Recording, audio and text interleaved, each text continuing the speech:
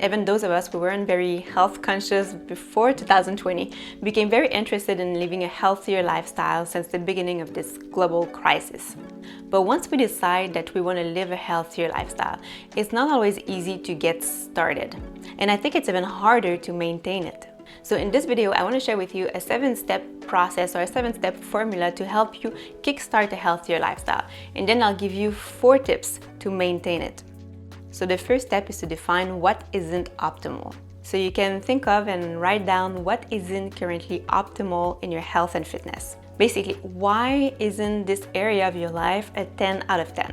For example, in my case, I would have written down that I eat too much sugar and also that I tend to have digestive issues. So just take a couple of minutes to think of or write down all the reasons why your health and fitness aren't currently a 10 out of 10.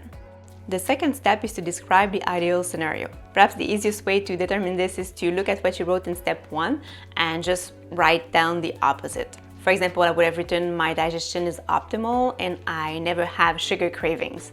Step 3, brainstorm ways you can bridge the gap. Next, look at what you wrote in step 1 and step 2 and brainstorm ways you could bridge the gap between your current situation and the ideal scenario. For example, regarding my digestive issues, what could I do to move toward having optimal digestion? Perhaps I could eat slower and more mindfully. Perhaps I could practice intermittent fasting. Perhaps I could stop eating sugar. To give you another example, let's say that for you the main thing is that you're out of shape. So what can you do to go from being out of shape to being someone who's fit and in great shape and very active? How can you bridge the gap? Maybe you could go to the gym, maybe you could hire a fitness coach, maybe you can start running outside, maybe you can go for a walk after dinner. So for now, just brainstorm ideas and if you can, write them down. Step 4, pick something to focus on for a month. Next, you want to pick one thing or maybe 2 things that you'll focus on for the next month, because it's probably not a good idea to try to change and improve all aspects of your health and fitness at once. Otherwise, you risk feeling overwhelmed and discouraged and eventually give up. So I recommend picking the 1 or 2 things that you believe will have the biggest, most positive impact on your overall health and wellness. Step 5, define the micro actions. So once you've defined what you'll focus on for the month or your biggest impact item, determine the micro actions that you need to take to achieve it. For example, let's say again that you're out of shape and you want to become a more fit and active person and that you decide to go to the gym. You'll need to look for a gym in your area.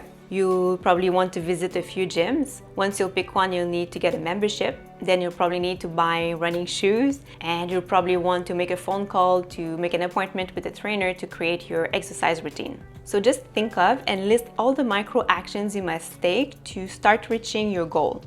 Next, schedule the micro actions. Open your planner and decide what you will do this month, this week, and tomorrow.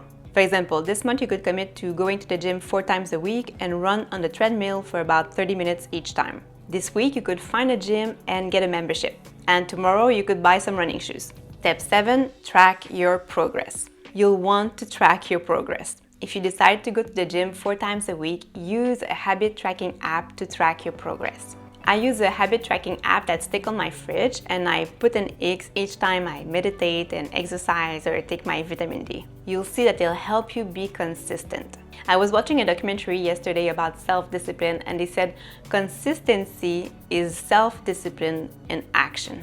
So now you have a formula to help you kickstart a healthier lifestyle, to help you bridge the gap between your current situation and the ideal scenario. Now I'm going to give you 4 tips to help you maintain a healthy lifestyle. So the first tip is going to sound very simple, and it is very simple, but honestly, it's the one thing that helps me the most, and it's to watch health-related documentary films. There are quite a few on Netflix. One that I recommend watching is Heal. There's also What the Health that is good, although it's more oriented toward a vegan lifestyle, so it might not be for everyone. There's also a huge library of health-related documentary films on Gaia TV. Or you can also find several on YouTube for free. But I can't tell you enough, honestly for me, watching at least one of those films per week really helps me stay motivated in living a healthy lifestyle. The second tip is to find an accountability partner. Whether you decide going to the gym or to stop eating sugar, having an accountability partner will help you follow through on your commitment. You could simply ask a friend to keep you accountable. Make a deal with them. Tell them that if you eat chocolate or if you skip the gym, you'll give them $100.